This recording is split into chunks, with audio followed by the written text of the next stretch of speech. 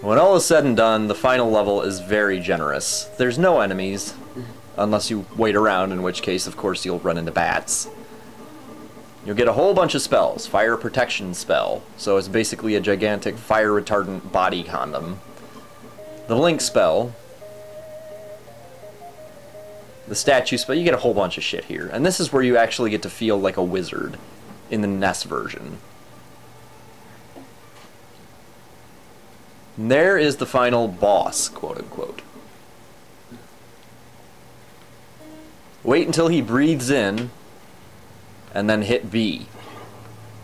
And for the first 3 times, there's a steady pattern to it. I'm sure you can guess what happens if you get hit. About the 4th or 5th one, I forgot what, he'll take a double breath.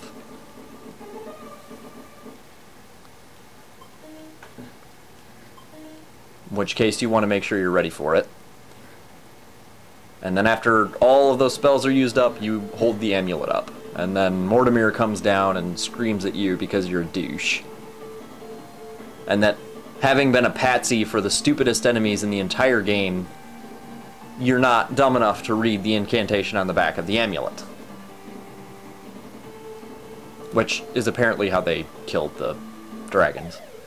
It's kind of gay. Oh, hey, I made this super weapon, but you have to kill yourself to use it. Why the fuck would you do that? If this guy's such a badass wizard, you'd think he'd be able to, you know, perfect that little error in his spell.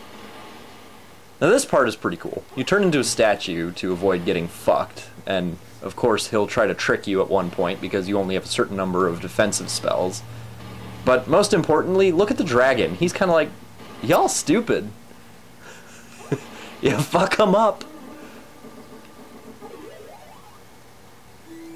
The dragon doesn't give a shit. He thinks this is funny. This is probably better than his average day. Getting shit on by a bunch of goblins and trolls living right beneath their sewer. Oh, here's where he tells you about how he was a douche hat and made the most gay-ass super weapon ever.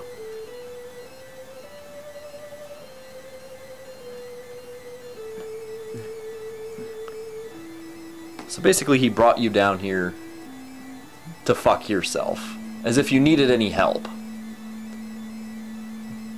As if you needed his guidance. Just walking in here. Hell, just being who you are, it's easy to get fucked. This wizard is pathetic. He's a little bit more respectable than the Genesis version. A little bit, but not tremendously much.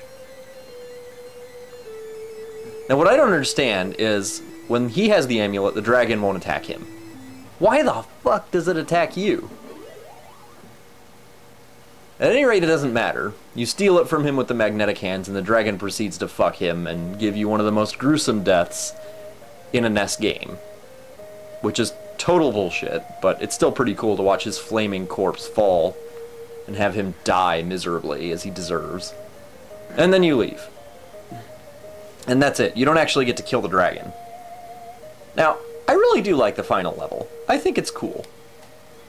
All the magic you finally get to use, and the back and forth with your master.